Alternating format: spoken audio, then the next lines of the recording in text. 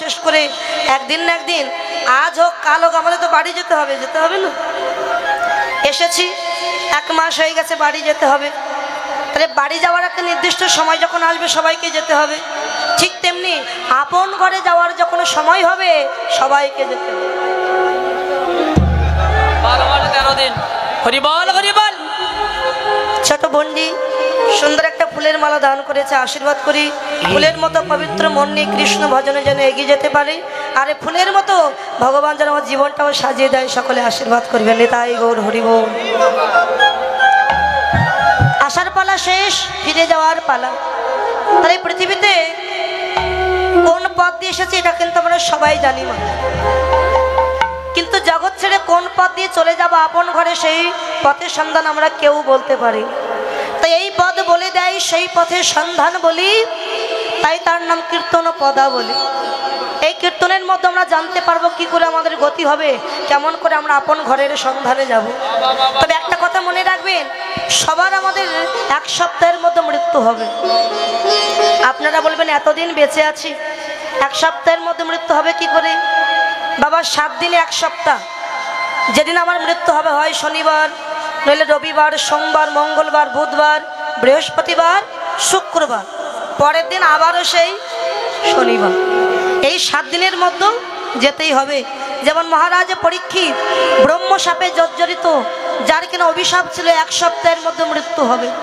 তাই আর দেরি না করে সে চলে গিয়েছিল হরিদ্বারে ভগবত কথা আস্বাদন করবার জন্য। সেখানে ওই যে ব্যাসনন্দন সুখদেব গোস্বামী, যিনি ওই ভগবত কথা কৃষ্ণ কথা আলোচনা করেছিলেন, ভগবত কথা আলোচনা করলো, কিন্তু 7 দিন ধরে ওই 7 দিনের মধ্যে একবারও রাধারানীর নাম উচ্চারণ করি। ভগবত কথা শুধু কৃষ্ণের নাম উচ্চারণ করলো, কৃষ্ণের আলোচনা হলো, রাধার নাম উচ্চারণ করলো না। কেন উচ্চারণ করলো না? এর কারণটা কি? ওমা, ওই যে বৃন্দাবনে, গোলক বৃন্দাবনে রায়ধনের একটা পাখি ছিল, যার নাম ছিল সুখ পাখি। ওই সুখ পাখি তো এই পরে সুখদেব গোস্বামী, তা তিনি চিন্তা করলেন যে রাধা নাম রাধা, রা বলতে আমার সুখদেব গোস্বামীর 2টি নয়ন থেকে প্রেমাশ্রু পতিত হয়, আর ধা বলতে 6 মাস অচেতন হয়ে থাকে। তাহলে সুখদেব গোস্বামী চিন্তা করলেন, আমি রা বলতে আমার নয়ন থেকে প্রেমাশ্রু পতিত হয়, আর ধা বলতে আমি একটানা 6 মাস অচেতন হয়ে থাকি। তাহলে আমি যদি রাধা নাম উচ্চারণ করি 6 মাস তো শুধু অচেতন হয়েই থাকবো। এই মহারাজ পরীক্ষিতকে আমার ভগবত কথা শ্রবণ করানো হবে না।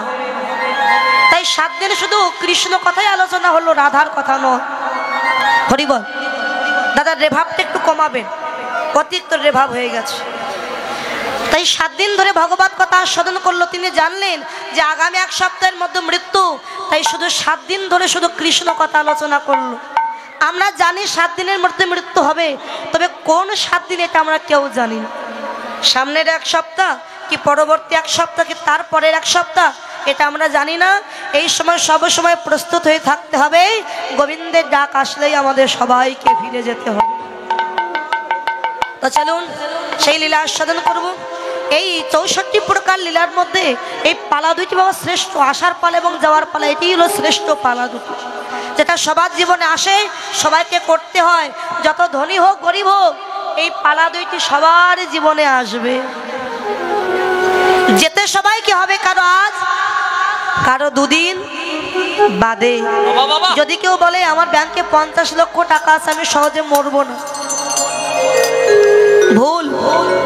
জগতে ভাই ভাইয়ের সঙ্গে বেঈমানি করে, বন্ধু বন্ধুর সঙ্গে বেঈমানি করে, কিন্তু মৃত্যু কারোর সঙ্গে কোনোদিন বেঈমানি করে। সময় হলেই যেতে হবে। আপনারা সবাই একজন মহৎ ব্যক্তির নাম শুনেছেন বাবা, যার নাম ছিল মাইকেল জ্যাকসন, ছিল না? 150 বছর বাঁচার জন্য, তা তো সে তো কোটিপতি ছিল, 150 বছর বাঁচার জন্য কারোর হাতে হাত দিত না। তার বাড়িতে সব সময় 11 জন ডাক্তার ছিল তার চিকিৎসা করবার জন্য। যে জল খেত আগে পরীক্ষা করে সেই জল খেত, যে খাবার খেত আগে পরীক্ষা তারপরে খাবার খেত। মানে কারো সংস্পর্শে সে যেত না, এত মেনে চলতো। কারণ 150 বছর বাঁচবে, তার মনে একটা অহংকার, আমি 150 বছর বেঁচে দেখাবো। 50 বছরের বেশি বাঁচতে পারে। এত কোটিপতি হয়েও বাড়িতে 11 জন বিদেশি ডাক্তার ছিল, কিন্তু কি করলো? কিছুই করতে পারলো না। ডাক্তারকে আর ধরে রাখতে পারবে যখন গোবিন্দের বাঁশি বাজবে? তাই আমাদেরও যেতে হবে। অনেক সময় দেখা যায় বাবার আগে সন্তান চলে যাচ্ছে, মায়ের আগে মেয়ে চলে যাচ্ছে। এটা বলে যার যখন ডাক আসবে তাকে তো যেতেই হবে। আপনারা সবাই যদি আমাকে ধরে রাখেন, কেউ ধরে রাখতে পারবেন না, আমার আত্মাটাই গোবিন্দ নিয়ে চলে যাবে। তো সেই লীলা আস্বাদন করবো আমরা, ভগবান শ্রীকৃষ্ণের উত্তরগোষ্ঠ লীলা। জয় জয় নিতাই গৌর সীতানাথে প্রীতি প্রেমানন্দে, নিতাই গৌরী গৌরী হরিবা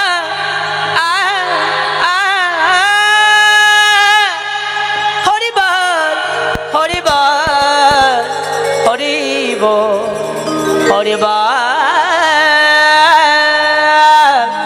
হরিবার।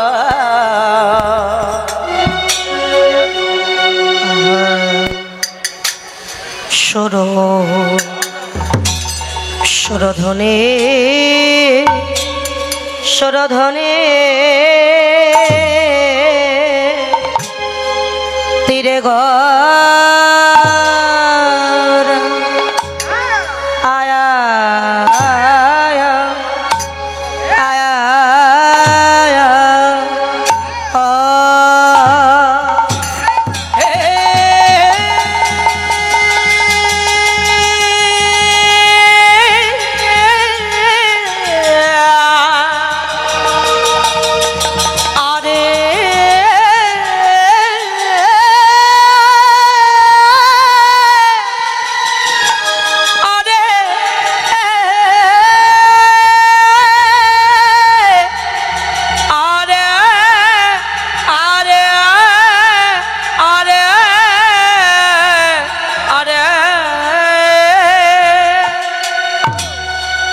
সুরধনী তীরে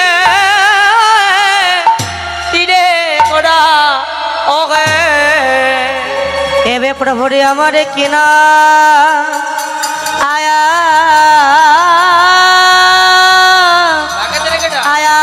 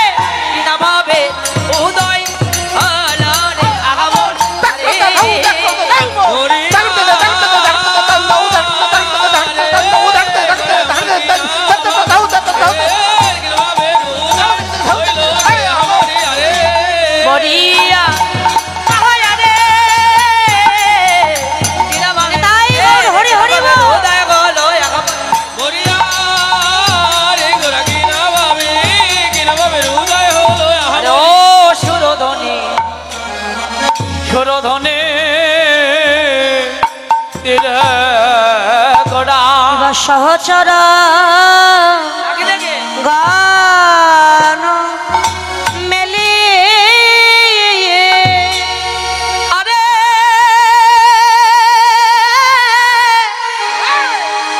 আরে কিবা সহ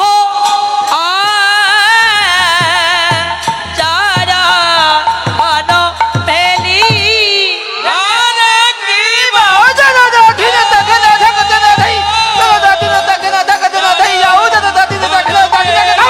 আরে কিবা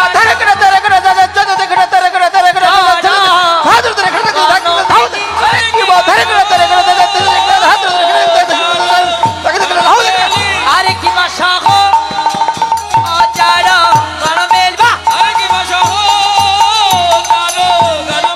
আরে কিবা সহ চর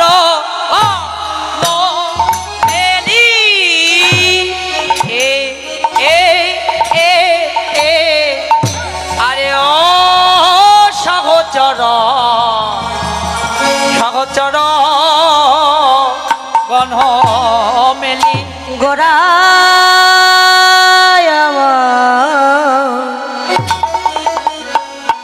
গোরা সহ চরা গণ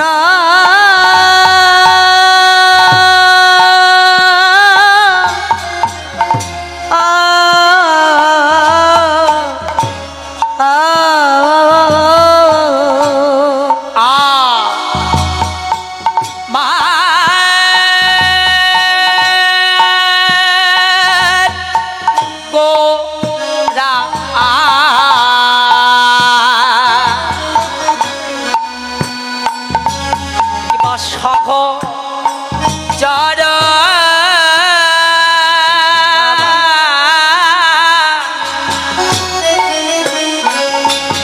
সহচর গণ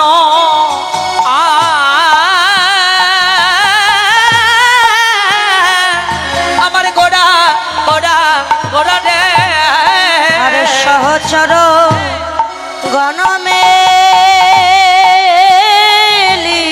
আগে ধা আমারি গোরা গোড়ায় আমার আনন্দেবী ভরা সহচর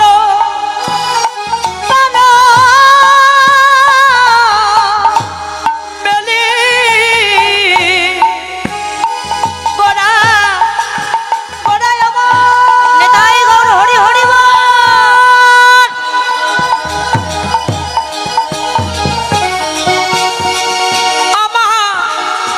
আমারই ঘোড়া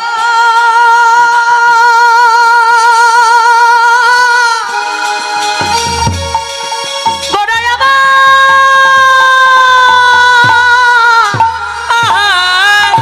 সহচর গণ মেলি সহচর গণ মেলি আমারই ঘোড়া আজ আনান দেবী বড় ও কিবা সহচর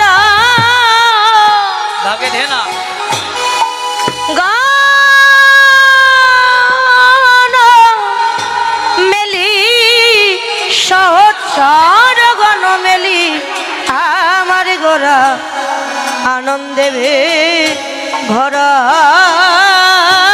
সহচর গণ মেলি সহচর গণ মেলি আমারই ঘোড়া আজ আনান দেবী বড় আজ বিভোর যে হলো রে গোড়ায় আমার বিভোর যে হলো রে ওই না সহচর গণ মেলি গোড়া বিভোর হলো রে সহচর গণ গোড়া আজ বিবর হল রে ওই না ভাবি নিধি ভাগে দে গৌর আমার বিভোর হলো রে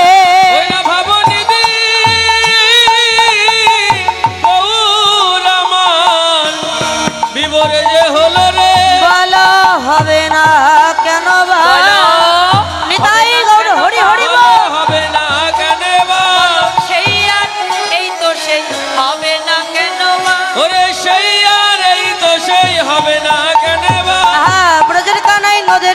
হবে না কেন? এই যে বুঝির কানাই নদের নিমাই হবে না কেন বা যে ব্রজের কানাই নদের নিমাই হবে না কেন বা গোরা ভাষাতে এসেছে, ভাষাতে এসেছে। এই হরিনাম আর প্রেম দিয়ে ভাষাতে এসেছে। হরিনামের প্রেম দিয়ে ভাষাতে এসে বলে হরি বল হরি বল, বল হরি বল হরি বল হরি বল বল হরি বল হেমদণ্ড বাহু তুলে হরি বল হরি বল, সমদন্ত মাগু তুলি হরি বল হরি হরি বল বলিলে জনম ধন্য হবে হরি বল হরি বল।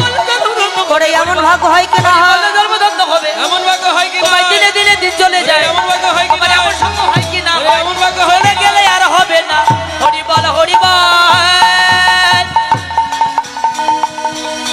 যিনি ঈশ্বর পরম কৃষ্ণ, পরম পরম কৃষ্ণ আমার আমার সচ্চিদানন্দ বিগ্রহ, বিগ্রহ যিনি অনাদির আদি গোবিন্দ, গোবিন্দ যিনি সর্বকারণের কারণম, তিনি আজ এই অত্যাচারী পাপাচারী ব্যভিচারী দুরাচারী এই কৃষ্ণ ভোলা জীবকে উদ্ধার করিবার তরে মধুমাখা কৃষ্ণ নামে ডালি মাথায় নিয়ে কে নিবি বলে জীবের হাতে ধরে আর পায়ে পড়ে দুটি নয়নের জল ফেলে ঘোরায় আমার হরিনা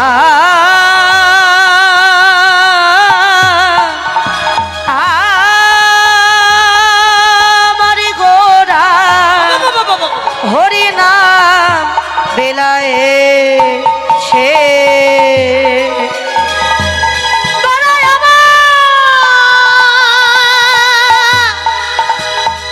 আমার আমার আমার গোড়া যিনি নদীয়ার নবদ্বীপের মাঝে এই কলিহত জীবকে উদ্ধার করিবার জন্যে সুদামাকা প্রেমধন নিয়ে সচি মায়ের গর্ব মাঝারে হৃদয় হয়ে প্রত্যেকে দ্বীপের ধারে ধারে যে কে নিবি বলে দুটি নয়নে জল ফেলে তোলাই গড়াগড়ি দিয়ে বাবাজারি দুরাচারি জীবকে উদ্ধার করিবার জন্যে দরবার লাগি উদ্ধার করিবার লাগি গোড়ায় আমার যেতে সেতে হাতে পায়ে ধরে গোড়ায় আমার গোড়া আমার আমার গোড়া দারে দারে নাম বিলাহে ছে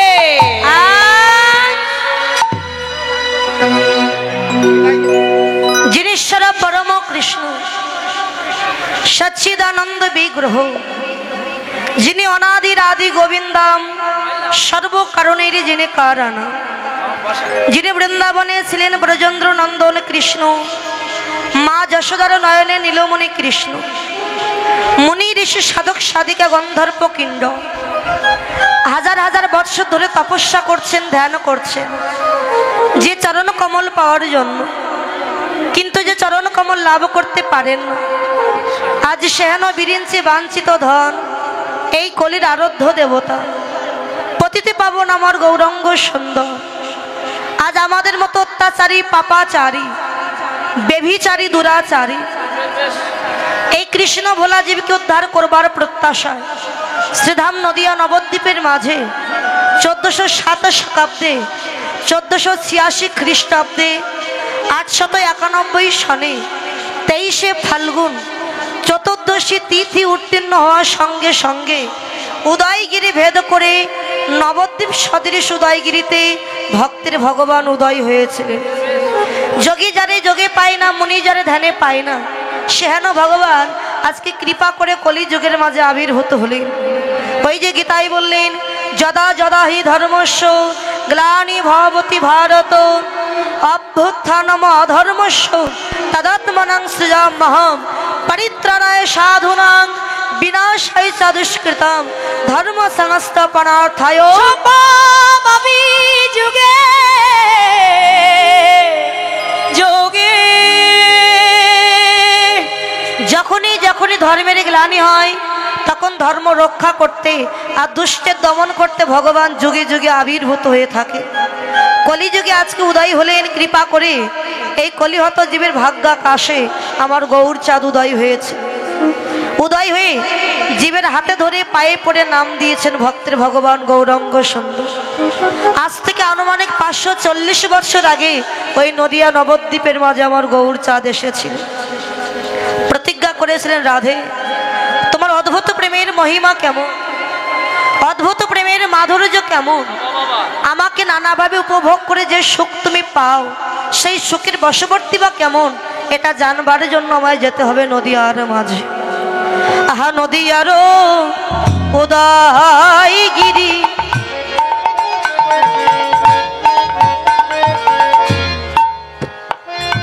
দেখো পূর্ণচন্দ্র গৌর হরি, নদিয়ার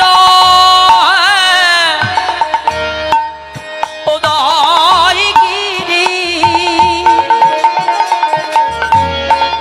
দেখো এই পূর্ণচন্দ্র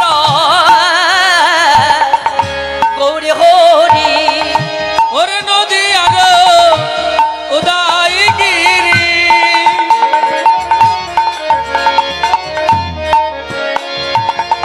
আমার পূর্ণচন্দ্র গৌর হরে, করে কৃপা করে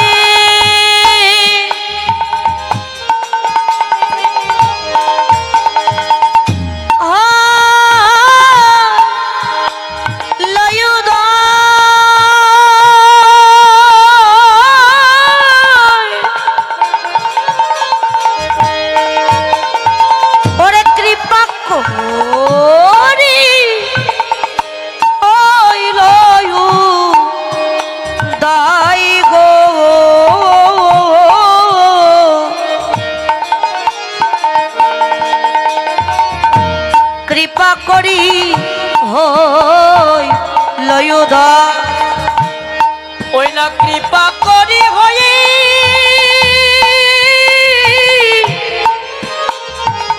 হইল উদয়,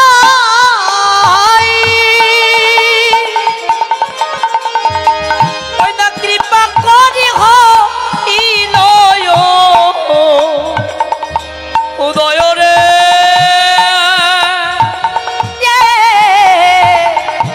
কৃপা করি হয়ে হইল উদয়। আজ উদয় যে হয়েছে, উদয় যে হয়েছে, ওই উদয় যে হয়েছে, উদয় যে হয়েছে, আহা নদিয়ার মাঝে গোরা, দেখো দেখো উদয় যে হয়েছে, ওই না নদিয়ার নদী আরো মাঝে গোরা, দেখো উদয় হয়েছে, আর কৃপা করি হইল কৃপা করি হইল উদয়। নদিয়ার উদয়গিরি পূর্ণচন্দ্র গৌর হরি কৃপা করি হইল উদয়। জাগতিক জগতে চাঁদ আর গৌর চাঁদের মধ্যে পার্থক্য কি? ওই চাঁদ শুধু বাহিরটাই আলোকিত করে, কিন্তু মনের অন্ধকার, বনের অন্ধকার আর ঘরের কোণের অন্ধকার নাশ করতে পারে না। কিন্তু গৌর চাঁদ যদি একবার উদয় হয়, শুধু বাহির নয়, দেহাস্থিত দেহের মধ্যেও যে অন্ধকার আছে, অন্ধকারকে নাশ করে দিয়ে ভিতর বাহির আলোকিত করে দেয়। চাঁদ হচ্ছে 16 কলা, আমরা সবাই বলি, কিন্তু চাঁদ বর্তমানে 15 কলা আছে, আর এক কলা মহাদেবের জটার মধ্যে। তো এর একটা কারণ আছে, ওদিকে যাব না, কিন্তু আমার গৌর চাঁদ 16 কলায় পরিপূর্ণ চাঁদ। কি কি 16 কলাটা? বাবা অষ্টসিদ্ধি। অষ্টসিদ্ধি কি কি? অনিমা, লঘিমা, মহিমা, প্রাপ্তি, প্রাকাম্য, ঈশিতা, বসিতা, কর্মবসায়িতা, এত অষ্টসিদ্ধি। আর ঐশ্বর্য কি কি? ঐশ্বর্য, বীর্য, যশ, শ্রী, জ্ঞান, বৈরাগ্য। 8 আর 6 কত হলো? 14। বাকি রইল 2। এক কলায় নদিয়ার মাঝে তিনি গৌর হয়ে হলেন অবতীর্ণ, আর এক কলায় পারিষদ ভক্তগণকে সঙ্গে নিয়ে নবদ্বীপের মাঝে করে হরিনাম সংকীর্তন। এতে 16 কলায় পরিপূর্ণ আমার গৌর চাঁদ, কৃপা করে হইল উদয়। তা তিনি আজকে পারিষদ ভক্তগণকে সঙ্গে নিয়ে সুরধনী গঙ্গার কিনারায় খেলা খেলছে, হরিনামের খেলা। সুরধনীর তীরে আজ গৌর কিশোর সহচর গণ মেলি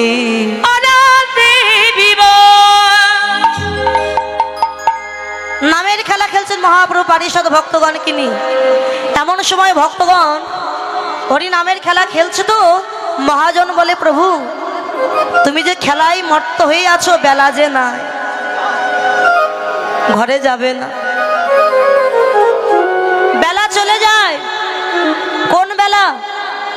আমাদের এই জীবনের আয়ু সূর্য এই বেলা ডুবে যায়। জাগতিক জগতের বেলা যদি ডুবে যায় বাবা, পরদিন কি আবার উদয় হয়, কিন্তু আয়ু সূর্য বেলা যদি একবার ডুবে যায়, কখনো কোনো দিনের জন্য উদয় হয় না। এই বেলা ডুবে গেলে আর উদয় হয় না।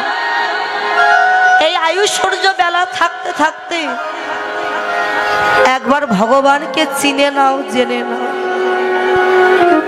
সময় চলে গেলে যার ফিরে আসবে না।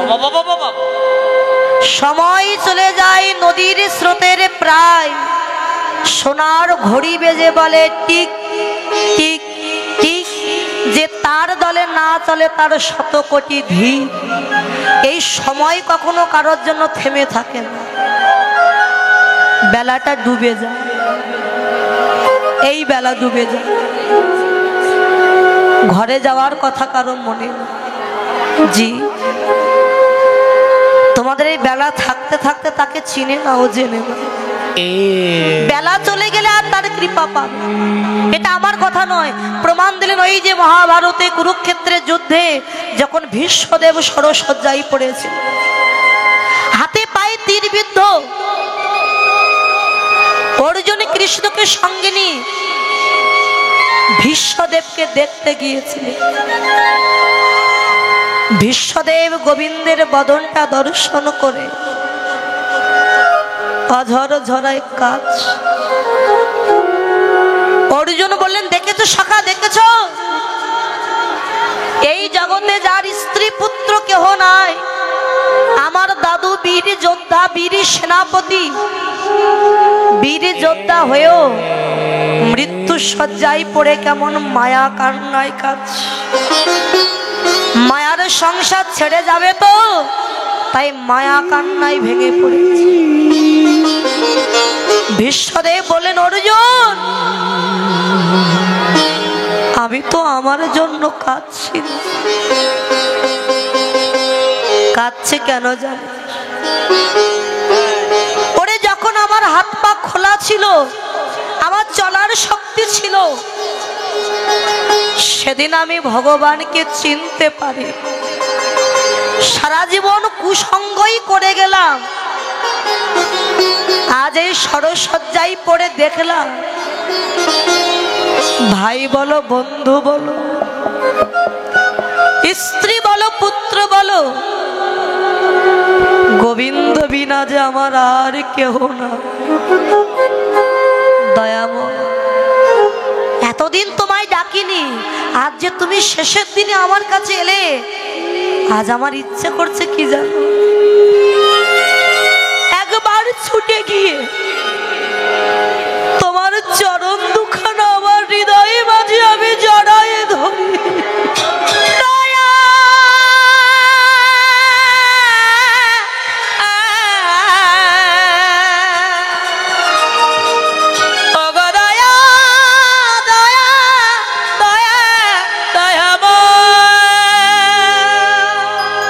কিন্তু আজ শত চেষ্টা করলেও